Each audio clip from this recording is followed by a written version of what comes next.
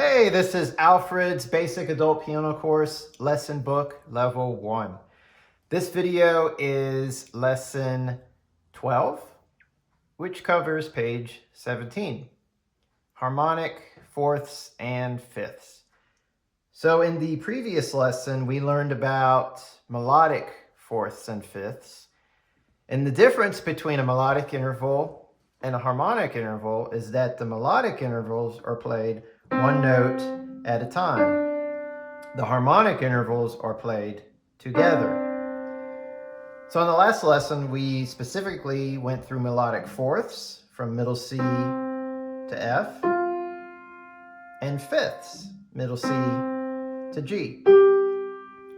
So now we're going to play them together, creating harmonic fourths and fifths. So playing the C and F together, and then playing the C and the G together. And so the first two measures at the top of page 17 are the harmonic fourths and fifths in the right hand. Then we go on to the bass clef for measures 3 and 4. In the previous lesson, we played G down to D, which was a melodic fourth. So here we're going to play those together.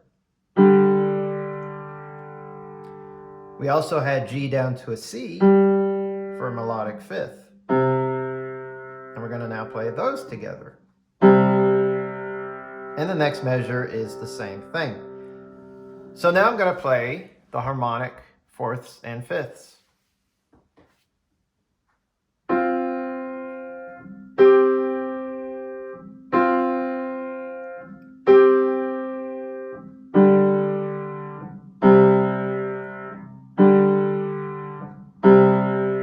And you'll notice that it repeats.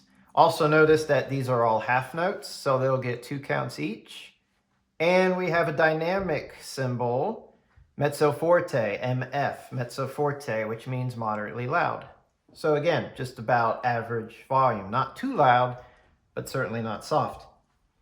So when you get comfortable playing those harmonic fourths and fifths, our next piece is Jingle Bells. And if you look at the music, the left hand, the bass clef, incorporates these fourths and fifths. So the first thing I want to do is just go through and play the bass clef for you, identifying the harmonic fourths and the harmonic fifths. So the very first measure has a harmonic fifth. We have C with our pinky and G with our thumb. Notice it's a whole note, so you're going to hold it out the whole measure, an entire 4 counts, since we are in 4/4 time. And then the second measure is the same thing. Another 4 counts. And again on the third measure. And again on the fourth measure. So the entire first line in the bass clef is simply harmonic fifths on C and G. But when we go to the second line, first measure, we have a harmonic fourth, D and G. And then our second measure goes back to C and G. Now the third measure, you just play D all by itself. And the last measure on the second line, you play G by itself. So that is a melodic fourth, one note at a time, from D to G. Now the third line, back to harmonic fifths, C and G. In fact, all 4 of those measures are the same as the top line. And in fact, both hands are going to play the exact same thing on the third line as they did on the first line. So once you learn the first line, you've learned the third line. Down on the fourth line, our left hand goes back to a harmonic fourth on D and G. The second measure goes back to the fifth, C and G. And the only rhythm that's different is in the third measure of the bottom line. The only rhythm that's different for the left hand. We have 2 counts on a harmonic fourth, D and G. And then we have just a G by itself. And then lastly, harmonic fifth, G and C. So that covers the left hand. The entire piece is forte in both hands. And like I said, if you look, the only rhythmic variation you're going to see in the bass clef is the third measure on the bottom line. Everything else is simply whole notes. Now the right hand plays the tune, the melody.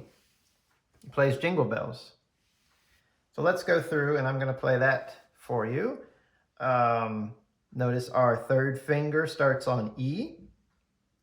And this is still the C position. So your right hand is still assigned to C, D, E, F, and G with those 5 fingers. Make sure you don't move the hand anywhere while you're playing. And that will make it a lot easier for you. So from the beginning, just the right hand.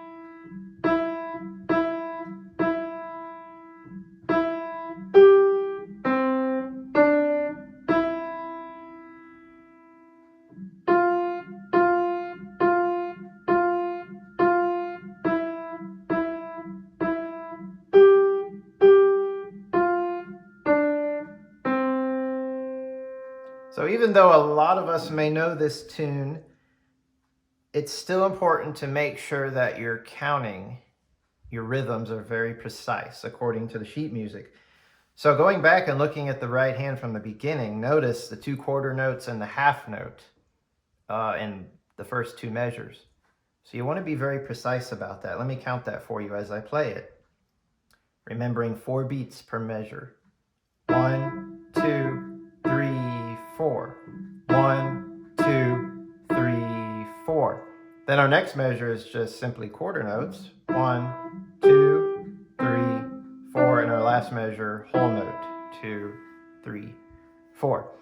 The third measure is a little tricky because it skips all around in the right hand. That third measure, top line, starts on E, skip up to G, then all the way down to C, and then up 1 note to D, and then finally E in our next measure. So that's a little tricky.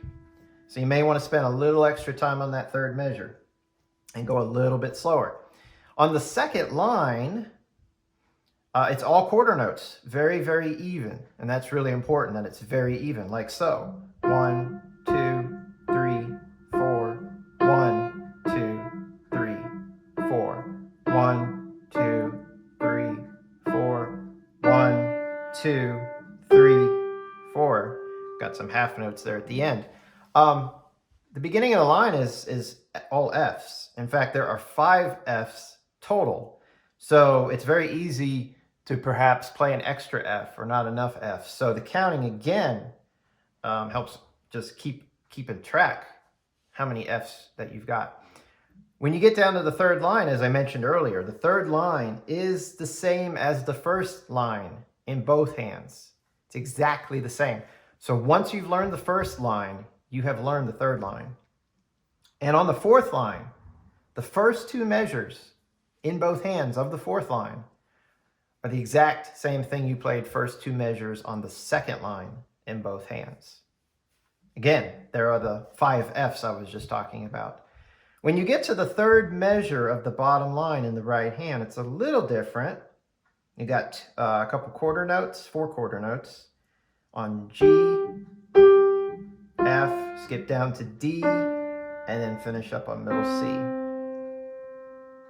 So that's a little different there, not terribly tricky, but just be careful. It's not a repeat of the third and fourth measure on the second line. Once you've learned hands separately, it's time to put them together. And I emphasize on the word slow. It's really tricky. This is the trickiest piece you've had yet, hands together. In fact, this is actually the first piece where the hands are playing at the same time. As far as counting goes, in a piece like this, I keep track of the right hand. That's where all the movement is. That's where all the rhythms are, the quarter notes, the half notes. The left hand, it's just holding every 4 counts, every measure. So really follow up on your right hand when it comes to the counting and the rhythms. So we're going to take it from the beginning very slowly. And as I play along, I'll probably stop here and there and point out some tricky spots.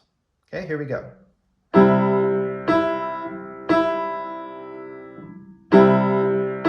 You'll notice the first 2 measures are the exact same thing in both hands. Third measure.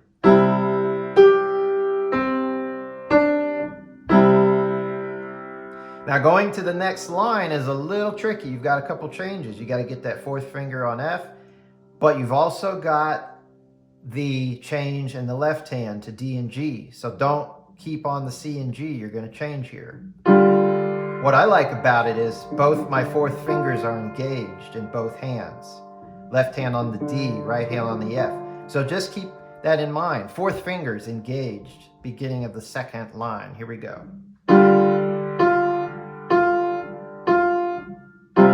Right there on the 2nd measure, that is also tricky. The right hand stays on the F on beat 1, but the left hand changes back to the harmonic 5th on C and G. So again, from the beginning of the 2nd line, you've got your D and G in the left hand, F in the right hand. Beat 1 of measure 2, make the change in the left hand, and then the right hand goes on E. 3rd measure, just the D in the left hand. Right hand is still on the E on beat 1.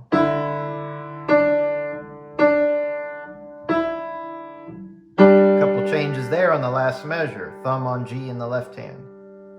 2 on D in the right hand. Now, like I said, the 3rd line is the exact same thing as the 1st line.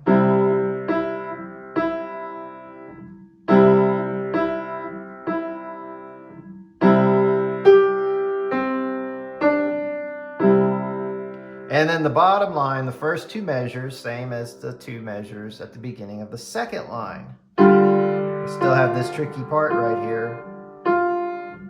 Be careful again with that change. Now, this is probably the trickiest spot of the whole piece. The 3rd measure here, the bottom line. The left hand goes back to the D and the G, and the right hand goes to G. A G again in the right hand, and then only the thumb on G on beat 3 in the left hand.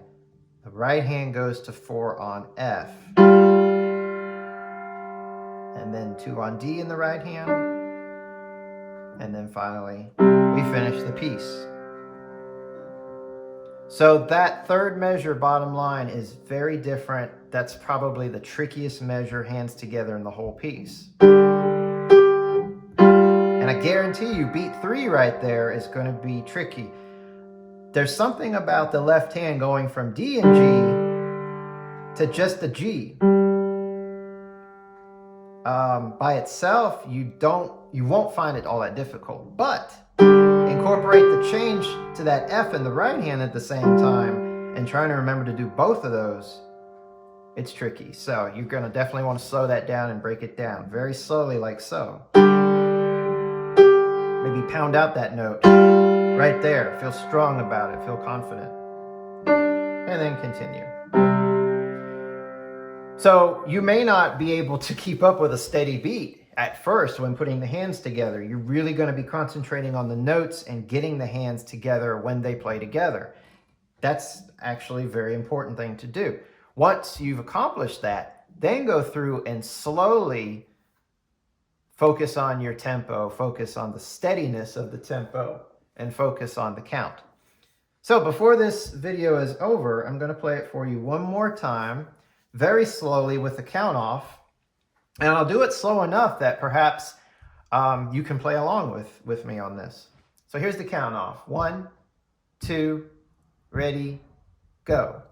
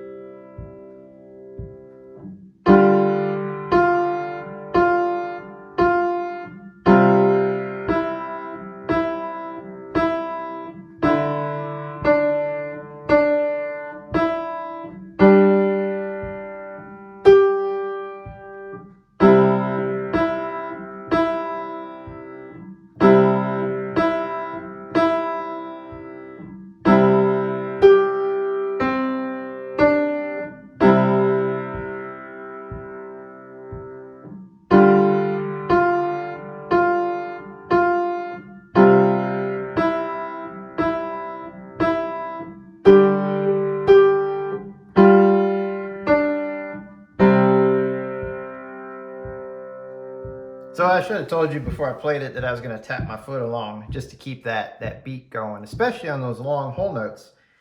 And as you play along at that tempo, you probably thought, well, some of these measures are really slow, really easy, really boring. But then I'm sure there are a few other measures where that tempo was just right on those trickier measures. So once you get comfortable with that speed, the goal is just to get this piece really as fast as you want, as long as it's accurate and as long as it's steady. You can go as fast as you want. So I hope you enjoy it. If it's not Christmas time, go ahead and learn it anyways. If it's Christmas time, it's probably going to be a little more enjoyable. And you can always come back and play it later for Christmas. All right, so harmonic fourths and fifths. And the very first time, hands together. Get really comfortable with that. And then we'll move on to the next lesson.